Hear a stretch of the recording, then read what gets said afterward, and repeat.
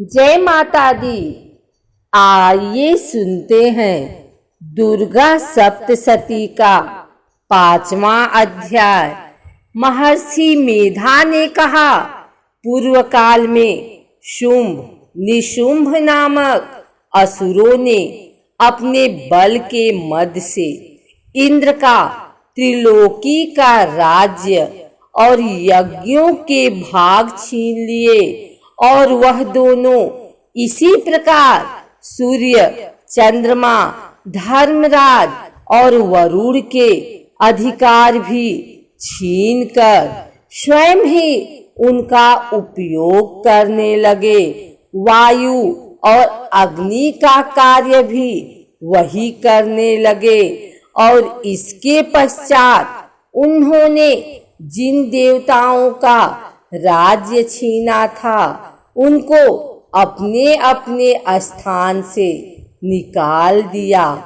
इस तरह से अधिकार छीने हुए दैत्यों तथा दैत्यों द्वारा निकाले हुए देवता अपराजिता देवी का स्मरण करने लगे कि देवी ने हमको वर दिया था कि मैं तुम्हारी संपूर्ण विपत्तियों को नष्ट करके रक्षा करूंगी।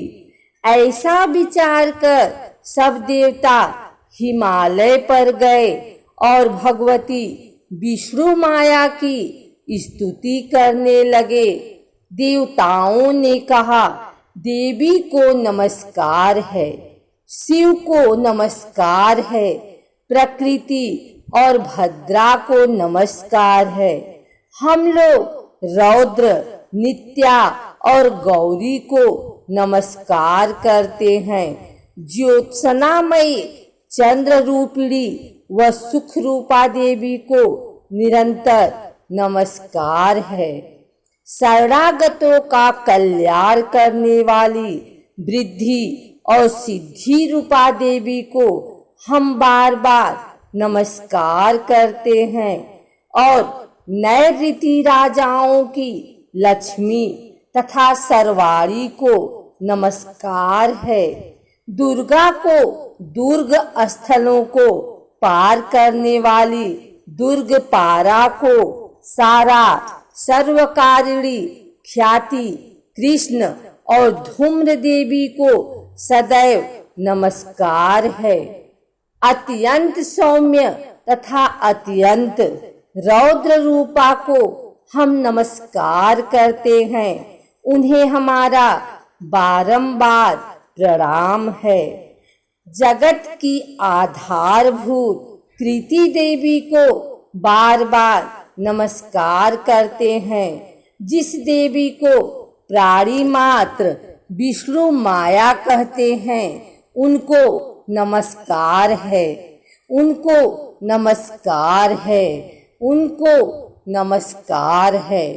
जो देवी संपूर्ण प्राणियों में चेतना कहलाती हैं उनको नमस्कार है, उनको नमस्कार है, उनको नमस्कार है। जो देवी संपूर्ण प्राणियों में बुद्धि रूप से स्थित है उनको नमस्कार है। जो देवी सब प्राणियों में निद्रा रूप से विराजमान है उनको नमस्कार है। जो देवी संपूर्ण प्राणियों में क्षुधा रूप से विराजमान है उनको नमस्कार है। संपूर्ण प्राणियों में छाया रूप से स्थित है उनको नमस्कार है। सब प्राणियों में शक्ति रूप से स्थित है उनको नमस्कार है। जो देवी संपूर्ण प्राणियों में तृष्णा रूप से स्थित है उनको नमस्कार है। जो देवी सब प्राणियों में शांति रूप से स्थित है उनको नमस्कार है। जो देवी सब प्राणियों में जाति रूप से स्थित हैं उनको नमस्कार है। जो देवी सब प्राणियों में लज्जा रूप से स्थित हैं, उनको नमस्कार है। जो देवी संपूर्ण प्राणियों में श्रद्धा रूप से स्थित हैं, उनको नमस्कार है। जो देवी संपूर्ण प्राणियों में कांति रूप से स्थित हैं, जो देवी सब प्राणियों में लक्ष्मी रूप से स्थित हैं, उनको नमस्कार है। जो देवी संपूर्ण प्राणियों में वृत्ति रूप से स्थित हैं, उनको नमस्कार है। जो देवी सब प्राणियों में स्मृति रूप से विराजमान हैं, उनको नमस्कार है। जो देवी सब प्राणियों में दया रूप से स्थित हैं, उनको नमस्कार है।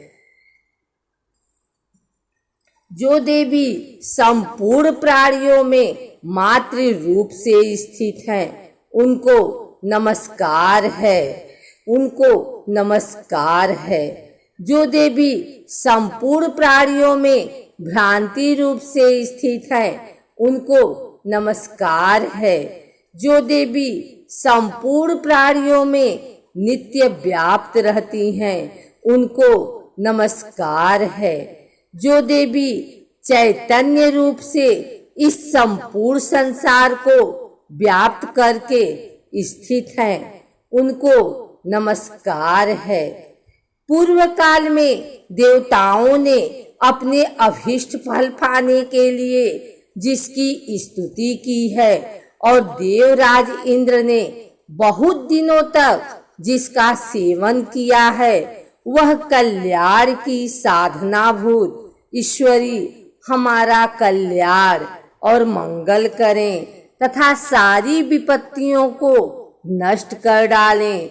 असुरों के सताए हुए हम संपूर्ण देवता उस परमेश्वरी को इस समय नमस्कार करते हैं तथा जो भक्ति पूर्वक स्मरण किए जाने पर तुरंत ही सब विपत्तियों को नष्ट कर देती हैं, वह जगदम्बा इस समय भी हमारा मंगल करके हमारी समस्त विपत्तियों को दूर करें।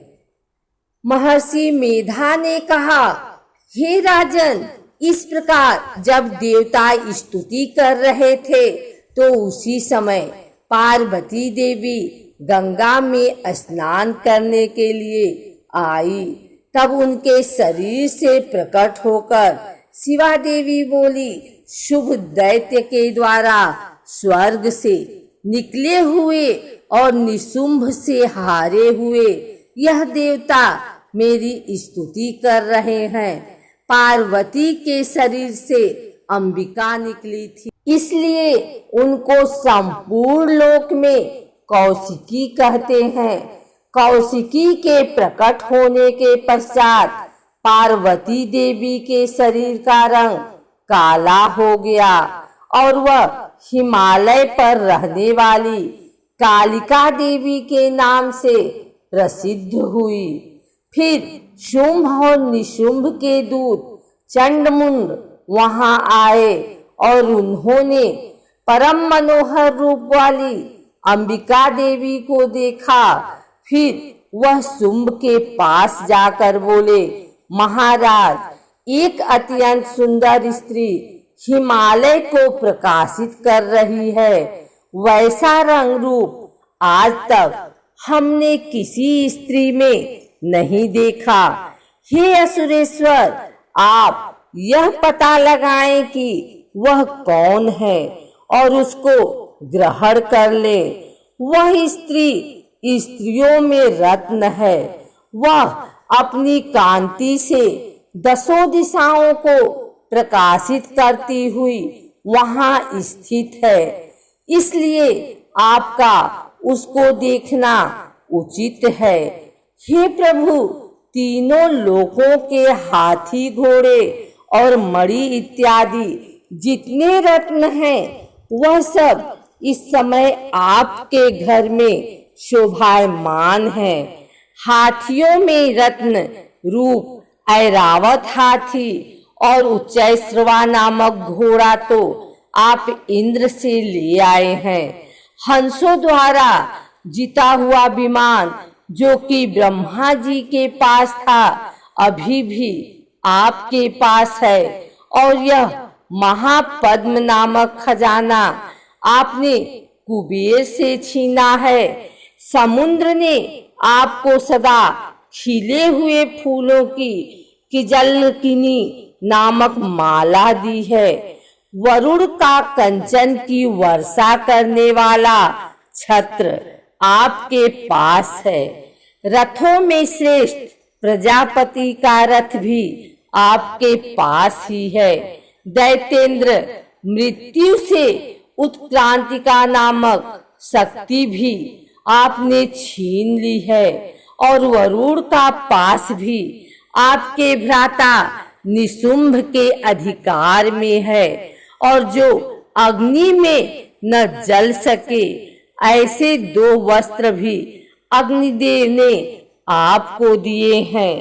हे दैत्यराज, इस प्रकार सारी रत्न रूपी वस्तुएं आप संग्रह कर चुके हैं, तो फिर आप यह कल्याणकारी स्त्रियों में रत्न रूप अनुपम स्त्री आप क्यों नहीं ग्रहण करते? महर्षि मेधा बोले। चंडमुंड का यह वचन सुनकर शुंभ ने विचारा कि सुग्रीव को अपना दूत बनाकर देवी के पास भेजा जाए। प्रथम उसको सब कुछ समझा दिया और कहा कि वहां जाकर तुम उनको अच्छी तरह से समझना और ऐसा उपाय करना जिससे वह प्रसन्न होकर तुरंत मेरे पास चली आए। भली प्रकार समझाकर कहना।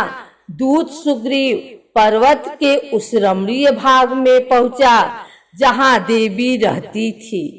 दूत ने कहा, हे देवी, दैत्यों का राजा शुंभ जो इस समय तीनों लोकों का स्वामी है, मैं उसका दूत हूँ और यहाँ तुम्हारे पास आया हूँ।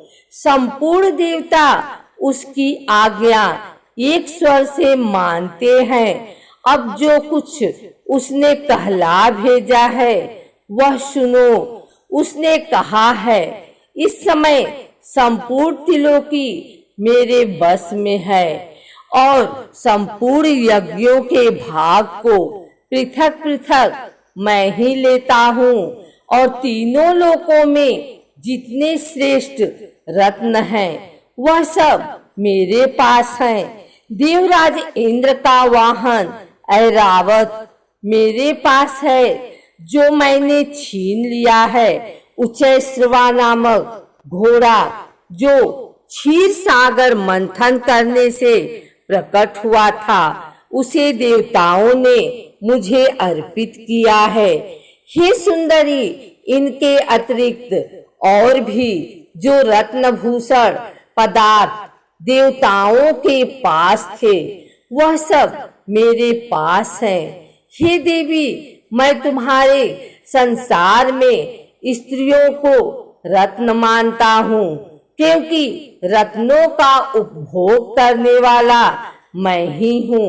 हे चंचल कटाओं वाली सुंदरी, अब यह मैं तुझ पर छोड़ता हूँ कि तू मेरे या मेरे भाई पराक्रमी निशुंभ की सेवा में आ जाए।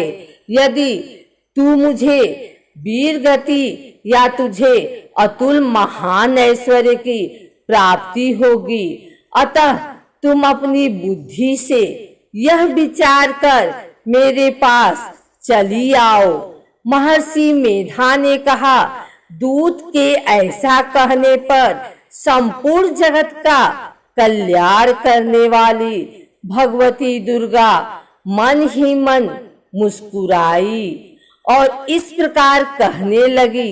देवी ने कहा है, हे दूत, तू जो कुछ कर रहा है वह सत्य है और इसमें किंचित मात्र भी झूठ नहीं है।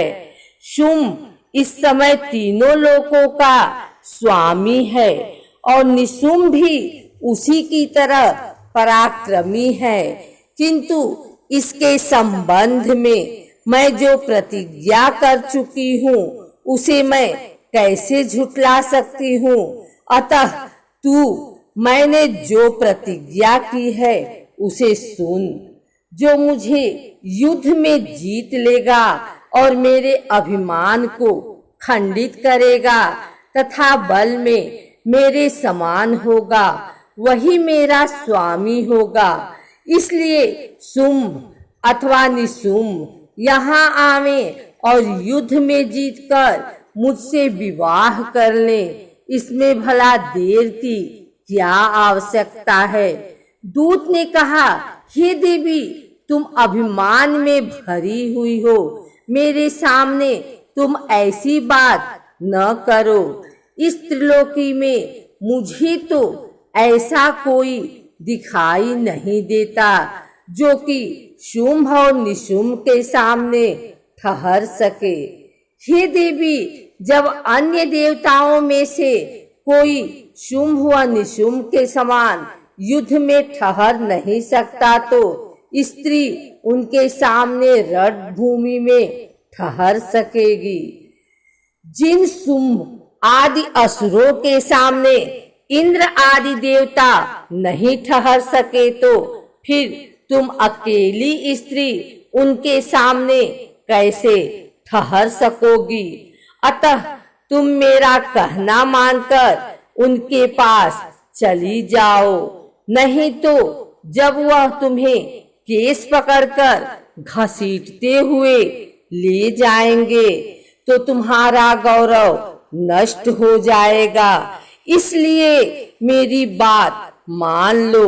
देवी ने कहा, जो कुछ तुमने कहा ठीक है। शुंभ और निशुम्भ बड़े बलवान हैं, लेकिन मैं क्या कर सकती हूँ, क्योंकि मैं बिना विचारे प्रतिज्ञा कर चुकी हूँ। इसलिए तुम जाओ और मैंने जो कुछ भी कहा है वह सब आदर पूर्वक असुरेंद्र से कह दो। इसके पश्चात जो वह उचित समझे वही करें।